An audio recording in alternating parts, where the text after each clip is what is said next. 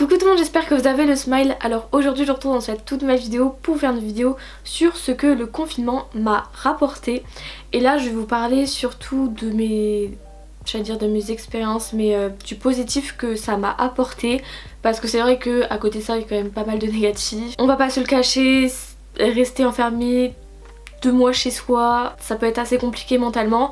Mais à côté de ça, il y a aussi des effets bénéfiques. Pour moi je pense que chaque chose positive a ses côtés négatifs et chaque chose négative a ses côtés positifs. Et je pense qu'il faut surtout essayer de voir le positif dans le négatif, même si parfois c'est compliqué. Alors du coup je voulais commencer par la première chose que ça m'avait apporté, en fait ça m'a fait prendre conscience de quelque chose. C'est vrai que suite au confinement j'ai eu une réflexion sur l'égoïsme. Donc s'il y a des gens qui me connaissent bien, vous savez que j'aime bien tout ce qui est philosophie, psychologie, bref, j'aime tout ce genre de trucs. Alors pourquoi je me suis fait cette réflexion? Tout simplement parce que c'est vrai qu'il y a beaucoup de gens qui disent ouais mais tous ceux qui sortent, nanana, vous êtes des égoïstes, blablabla.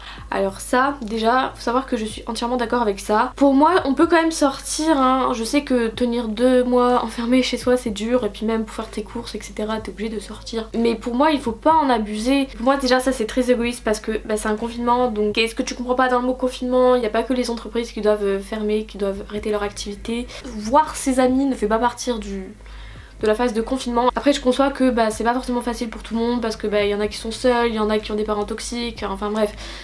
Voilà, il y en a qui ont des conjoints violents. Je suis désolée par avance si je tiens des propos maladroits, mais pour moi avoir des parents toxiques, avoir une famille toxique, tout ce que vous voulez, ça n'excuse pas de faire des soirées en fait. Vraiment les gens comme ça m'énerve parce que c'est vraiment de l'égoïsme. Ça déjà je trouve que c'est une première source d'égoïsme, et je trouve aussi que c'est une source de manque de respect et d'égoïsme envers le personnel soignant. Enfin franchement ça me déçoit, mais à côté de ça il y a quand même des gens qui disent oui mais sortez pas, moi parce qu'après moi cet été je veux partir en vacances, blablabla. Les personnes qui disent ça, les personnes qui vous font la morale pour pas que vous sortiez parce que eux ils ont hâte de sortir, pour moi ça c'est aussi bien de l'égoïsme. Après c'est pas vraiment un égoïsme négatif dans le sens où, je sais pas comment expliquer, mais quelqu'un qui va faire des soirées, toutes les personnes qui font des soirées risquent de multiplier la contamination du virus, tandis que quelqu'un qui fait ça, qui dit ça, c'est juste pour que justement la contamination du virus se réduise et que on puisse tous sortir. Mais d'un autre côté pour moi la personne elle pense quand même à elle. Après également j'ai aussi réfléchi sur le but de la vie. Bon d'ailleurs faut que je me fasse une liste avec toutes les choses que je dois accomplir durant ma vie. Pour moi avant le but c'était de devenir riche, un peu comme dans les Sims finalement, vraiment de devenir riche, de pouvoir m'acheter ce que je veux etc. Mais en fait je me rends compte que maintenant l'argent ça ne fait pas tout malheureusement, enfin heureusement ou pas. Ce qui me manque le plus durant ce confinement ce n'est pas d'aller au restaurant, de faire du shopping ou je ne sais quoi. En fait ce qui me manque le plus ce sont vraiment mes amis. Et c'est vrai que l'autre jour en plus j'en étais et je vous jure je m'ennuyais parce que là c'est vrai que je m'ennuie de plus en plus. Et j'étais là, c'est en mode mais j'ai trop envie d'appeler quelqu'un alors que de base je suis quelqu'un qui est super solitaire à cause du confinement. Ça me manque vraiment énormément de parler à des personnes en réel. Après ça va, j'appelle quand même mes potes, on fait des cams etc. Du coup ça va mieux franchement.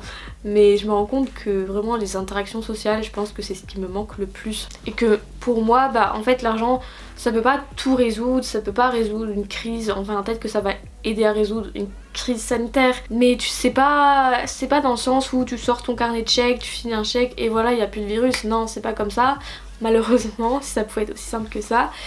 Et ouais c'est vrai que je me suis beaucoup posé des questions sur en fait le but de la vie, parce que je vous jure que moi en fait ça me fait assez flipper, parce que je me dis mais une fois que j'ai fini mes études qu'est-ce que je fais concrètement? Je vais exercer le même métier pendant 20 ans, 40 ans, est-ce que je risque pas de m'ennuyer à un moment donné? En fait c'est vraiment ce genre de questions que je me pose, parce que je suis quelqu'un qui est assez routinière et je me dis mais en fait si tu vis tout le temps dans ta routine tu vas vite te faire chier dans ta vie. Et aussi faut savoir que pour mon orientation l'année prochaine, je sais pas si je t'en ai déjà parlé publiquement ou pas, à croire que je suis une star, waouh. En fait j'hésitais beaucoup entre un DUT GEA et la licence de psychologie. En plus j'étais vraiment là à penser beaucoup parce que les résultats de Parcoursup c'est en mai. Et au final je préfère quand même écouter mon cœur plutôt que faire quelque chose qui ok va peut-être me plaire mais va pas m'emballer plus que ça. Et je me dis que je préfère prendre un risque de faire un truc qui me plaît vraiment, plutôt que faire un truc au final bof, c'est juste pour m'assurer un métier plus tard et encore.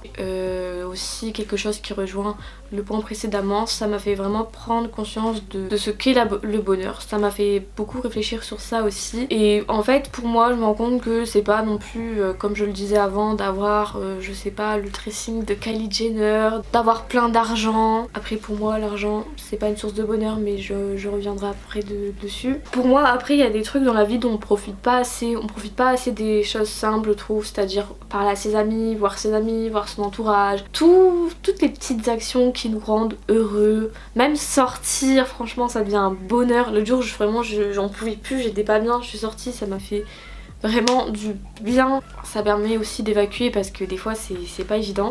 Alors donc comme je le disais avant, pour moi, donc c'est toujours dans le même point, je tiens à préciser, mais en fait pour moi l'argent c'est pas vraiment une source de bonheur. Pour moi l'argent ça contribue uniquement au bonheur, c'est-à-dire qu'avec l'argent tu peux avoir accès à des choses qui te rendent heureux. Donc dans le style par exemple, je sais pas, ton rêve c'est d'aller aux États-Unis, bon bah avec de l'argent tu peux y aller. Mais à côté de ça je trouve que l'argent ça peut être vraiment source de malheur. J'avais lu un livre et c'est vrai que ça m'a fait beaucoup réfléchir aussi. Il y a beaucoup de trucs qui me font réfléchir en ce moment. Mais en gros j'avais lu un livre et c'était quelqu'un, bon ça parlait pas de ça le livre, mais c'était un passage parmi tant d'autres on va dire, et c'était quelqu'un qui avait gagné au loto et en fait suite à ça il est devenu un peu fou parce qu'il pensait que tout le monde s'intéressait à lui pour son argent. Et c'est pour ça que je pense aussi que l'argent ne fait pas le bonheur, parce que même après avec l'argent je me dis mais en fait c'est quoi le but de ta vie? Quand t'as trop d'argent tu peux tout faire et en fait ça n'a même plus de plaisir parce que tu t'achètes tout ce que tu veux, donc t'as même plus de plaisir. Bon après le plaisir et le bonheur c'est pas pareil. Moi personnellement j'aimerais pas être trop riche parce que après bah, même de ton argent tu sais plus de quoi en faire. C'est vrai qu'après tu peux vite devenir paranoïaque. Mais en fait le confinement après ça m'a fait prendre conscience que j'avais encore des trucs à changer sur moi-même. Et d'ailleurs j'ai découvert une chaîne YouTube qui m'aide de ouf pour mon développement personnel. Alors je sais plus du tout le nom, du coup je vous mettrai ici.